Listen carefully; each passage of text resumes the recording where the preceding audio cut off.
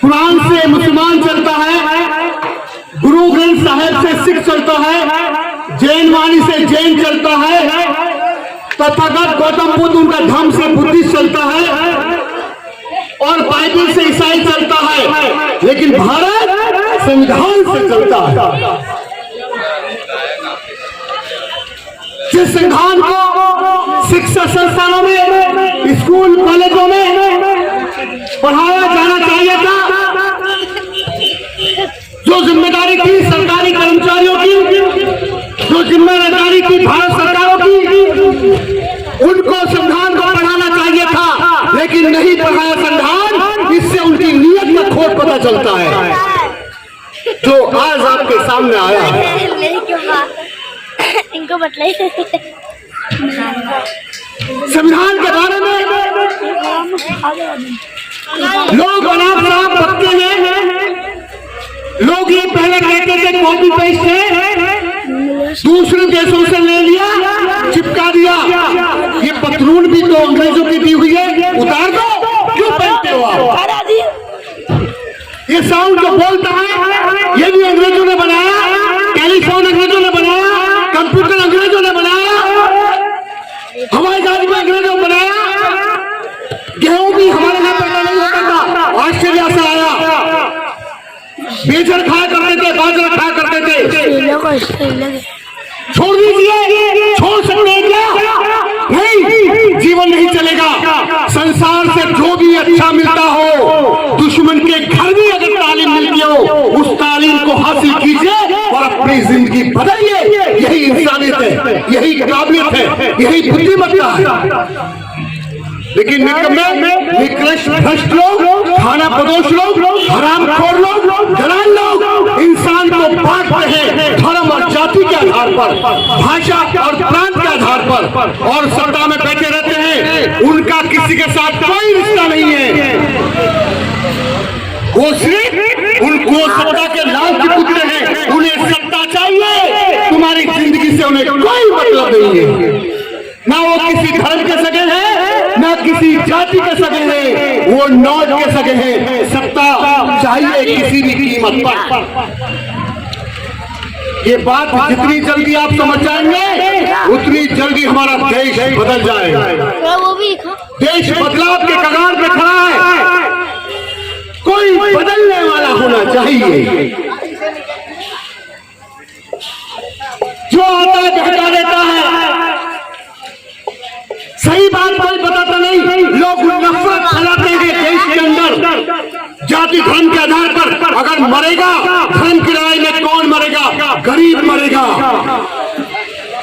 आपके बच्चे मरेंगे जो आपको गुमराह करते हैं। एक आदमी कहता है हिंदू धर्म खतरे में है, एक आदमी कहता है मुसलमान खतरे में है, उन धर्मों की कुर्सी खतरे में है। जो आता बहका देता है, जगाता नहीं है। अरे मेरे देश के लोगों, मेरी भाषा संवैधानिक है। क्यों? क्योंकि लोग सीधी बात नहीं समझते, उंगली टेढ़ी करनी पड़ती है। ये मेरी मजबूरी है।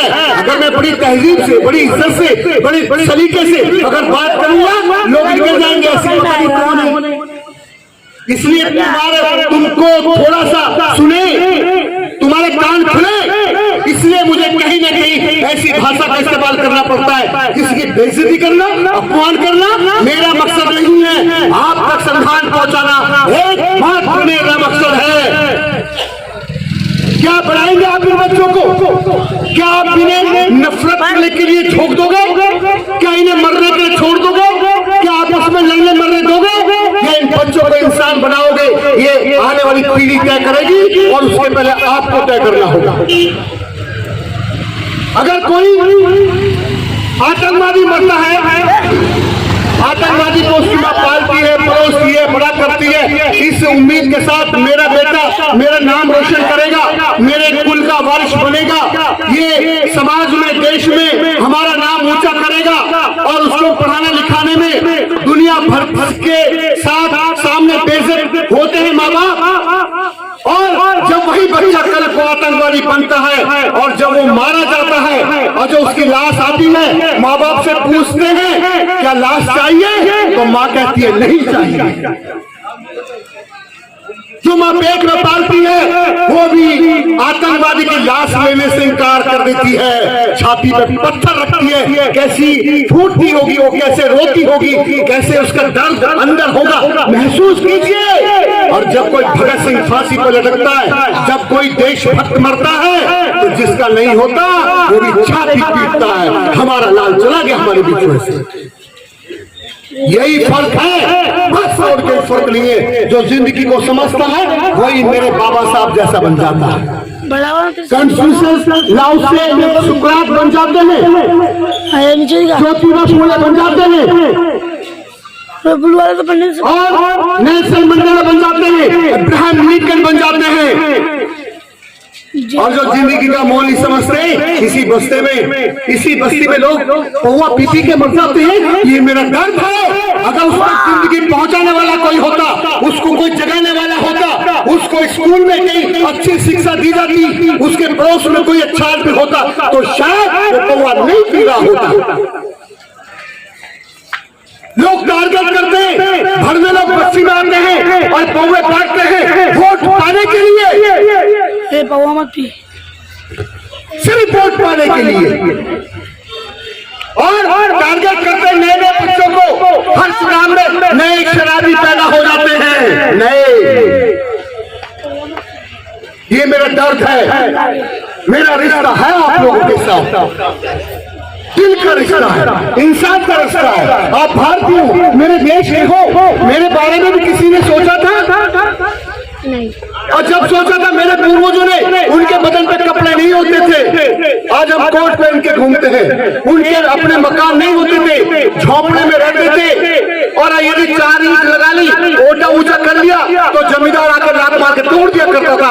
अच्छा, ऊंचा मकान बनाएगा, पक्का मकान बनाएगा, और मजदूरी तय नहीं थी, मजदूरी का समय तय नहीं था, टुकड़ों पे काम करना पड़ता था, आंख उठा के बात नहीं कर सकते थे, बराबर में बैठ नहीं सकते थे, अच्छे कपड़े नहीं पहन सकते थे, रास्तों में नहीं चल सकते थे। अगर बाबा साहब अम्बेडकर जैसा व्यक्ति और ज्योतिबा फूले जैसा व्यक्ति नहीं पैदा होता, तो हमारे बदन ट्रांसपोर्ट नहीं होता, हमारे मुंह में जबान नहीं होती।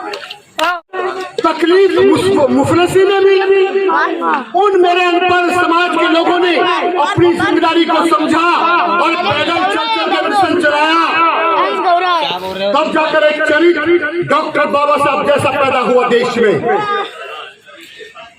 आज मैं पढ़ा लिखा हूँ, मेरे पास खाने की व्यवस्था है, रहने की व्यवस्था है, और बोल भी सकता हूँ, लीडर होकर बोल सकता हूँ, और फिर भी मैं घर में घुसा रहा हूँ, तो इन बच्चों का आने वाले समय में क्या होगा?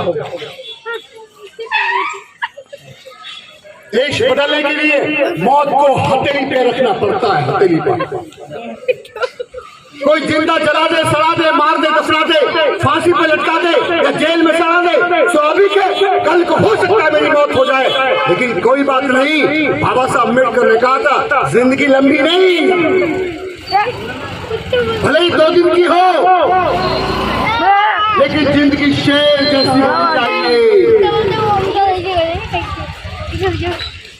युद्ध हो तो भीम जैसा लेना चाहिए, और मौत हो तो बाबा साहब की जैसी होनी चाहिए। तो जिंदगी है, वरना यहाँ पे आदमी पैदा हुआ, खाना खाया और दिन भर की भागदौड़ करी और बहुत मेहनत मशक्कत करके जो घर बनाया, और जब बच्चे की शादी हुई, उसके बच्चे हुए, तो माँ बाप की खाट भार निकल गई, और जब माँ बाप की बारी आई सेवा करने की, तो सेवा नहीं कर पाए, अपनी सेवा करेंगे, माँ बाप की करेंगे। इलाज की बात हुई तो ऊपर हॉस्पिटल ले जाने के लिए रिक्शे के लिए किराया बच्चे के जेब में नहीं है। ये मेरा दर्द है। कितना तड़पता होगा सेवा करने वाला, और कितना तड़पता होगा वो कि मेरा बेटा किस हाल में है, मुझे नहीं देख रहा है। इसमें दोष व्यवस्था का है, सिस्टम का। खाना परोस लोग निकम्मे लोग। अगर उन्होंने वाकई संविधान के हिसाब से दिया होता तो इतनी लाचारी नहीं होती किसी के पास। और वो बहकाते हैं कि चंद शातिर चालाक लोग, निकम्मे लोग, खाना बदोश लोग, अमीर शातिर चालाक लोगों का षड्यंत्र है भुखमरी, बेरोजगारी। आपको कहते हैं पिछले जन्मों का फल है, ताकि तुम दिमाग न चलाओ। ये सस्ता फल है। पिछले जन्मों का फल नहीं, उनका षड्यंत्र है। बाबा साहब अम्बेडकर के संविधान के पहले आप पूछना अपने बड़े बूढ़ों से कि रोटी नहीं मिलती थी, रैंग रैंग कर चलते थे, जानवर के साथ लग के हल जोता करते थे, मेहनत ज्यादा करते थे, लेकिन रोटी नहीं मिलती थी। लेकिन बाबा साहब अम्बेडकर ने कानून बनाया, मजदूर का समय तय किया, मजदूर की मजदूरी तय की, जिन महिलाओं को सती किया जाता था परमानेंट रोक लगाई, बाल विवाह प्रथा पर रोक लगाई, और गर्भवती हो जाए महिला तो 6 महीने घर बैठ के पगार मिलेगी, ये भी कानून बनाया। पहले साहूकार रखता था पैसा अपने पास, और कफन को भी पैसे नसीब नहीं होते थे, चक्रवृद्धि ब्याज पर पैसे देता था। अगर उसने 1 किलो गेहूं दे दिया बीज तो उसके कई गुना सूलता था, और एक भैंस दे दी, कटिया दे दी, लवाड़ा, तो कर्ज नहीं पटा और उसके सारे लवाड़े उसी के पास। तो ऐसी मेरे साथी बाबा साहब ने पुस्तक लिखी प्रॉब्लम ऑफ रूपी, उसी पर रिजर्व बैंक बना, बैंकों का राष्ट्रीयकरण हुआ तो पैसे का भी ब्याज मिला, कैसे तुम लोग व्यवस्था बदली, व्यवस्था बदल गई, नसीब सुधर गए। जो ये कह रहे थे पुराने जन्मों का कर्म है, नहीं, सिस्टम बदला तो देश बदला, लोग बदले, उनके हालात बदले। मेरे देश के लोगों, बोलने के लिए तो बहुत कुछ है, मैंने आप जैसे लोगों से सीखा है, लेकिन मैं थोड़ा संविधान के बारे में बताना ज्यादा जरूरी समझता हूँ इसकी, क्योंकि एक निकम्मे आदमी ने कहा संसद अम्बेडकर फैशन नहीं, अम्बेडकर अन्याय का प्रतीकार का नाम है। अम्बेडकर समता, स्वतंत्रता, बंधुता का नाम है अम्बेडकर। हर गरीब, शोषित, पीड़ित के साथ जो खड़ा हुआ उसका नाम है अम्बेडकर। जिसने पद का लालच नहीं किया, कानून मंत्री पद से इस्तीफा दे दिया सिर्फ इसलिए कि बेटियों को बराबरी नहीं दे रहे थे इस देश के लोग, उसका नाम है अम्बेडकर। जिसके साथ छुआछूत का भेदभाव हुआ, स्कूल में पढ़ाने के लिए स्कूल क्लास के बाहर बैठा गया, पानी नहीं पिलाया गया, और सांपत के पास जाकर सवाल हल करने की बात आई तो रोक दिया गया, नाई ने बाल नहीं काटे। और बड़ौदा स्टेट में जब नौकरी था, कहता तुम्हारे लिए इस ऑफिस में पानी नहीं है, पानी पीना है तो बाहर जाके पियो। बाबा साहब के अंदर इतनी ज्वाला थी, इतने जले थे, इतने पीड़ित थे, चाहते तो ऊंच नीच पर आधारित संविधान लिखते, और उनकी मजबूरी होती मानना, क्योंकि उनको सत्ता चाहिए थी किसी भी कीमत पर। लेकिन बाबा साहब को जब कलम मिली तो उन्होंने अमीर गरीब में कोई फर्क नहीं किया, सबको बराबरी का अधिकार दिया।